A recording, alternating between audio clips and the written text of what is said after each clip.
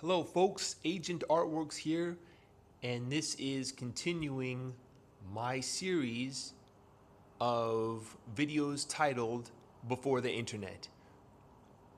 And in case you can't read this, this is a sample of my very best handwriting.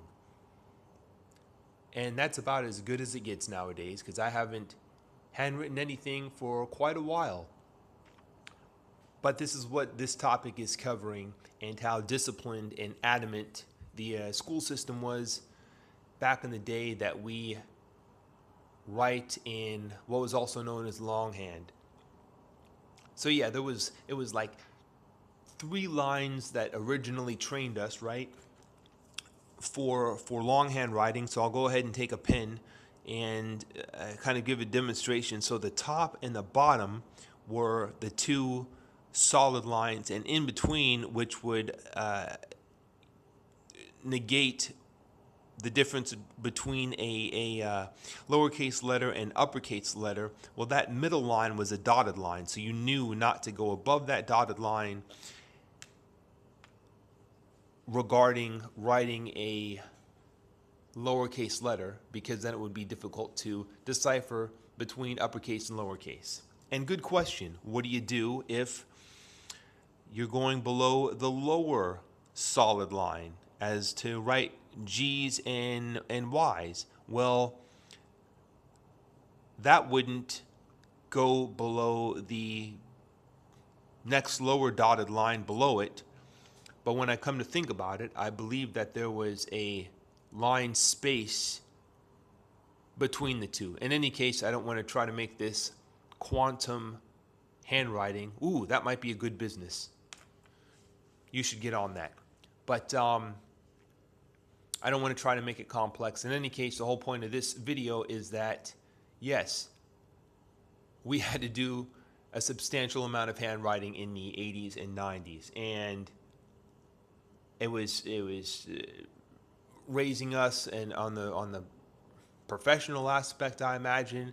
And I believe that it had something to do with saving time. And quite frankly, I liked it at the time, and I know I could specifically decipher anyone's handwriting, and we did have, well, maybe not anyone's. I didn't exactly hang around with a whole bunch of doctors and stuff in 3rd and 4th grade, and we all know how doctors write their prescriptions. But I was very good at deciphering different styles of handwriting, and I won a couple class competitions, but I never won it for the school because, they had these competitions for handwriting. And trust me, back in the day, it was much better than this that you see currently. So yeah, they had competitions for handwriting. You win for the class, and you could win for the school and go on for the championships and all that. But I won for the class a couple times. Pretty happy about that. One of the main sentences, because it would cover all the letters in that sentence, notorious, was the quick brown fox jumped over the lazy dog. And that sentence contains all 26 letters of the alphabet. So we did have to write that for sure. And this video's sort of short and sweet because other than that, there's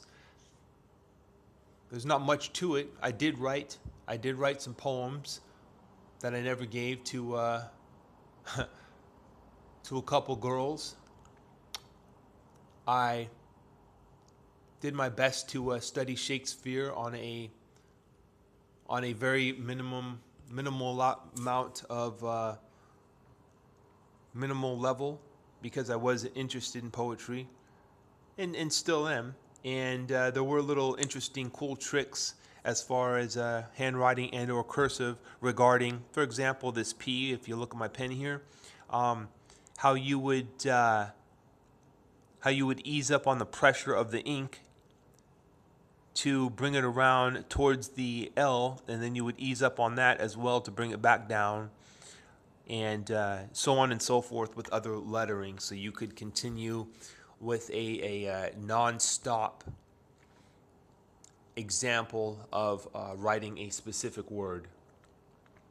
But that's about it for this video. This is just something, again, that we did before the internet from the 80s and the 90s, and occasionally I still do prefer it.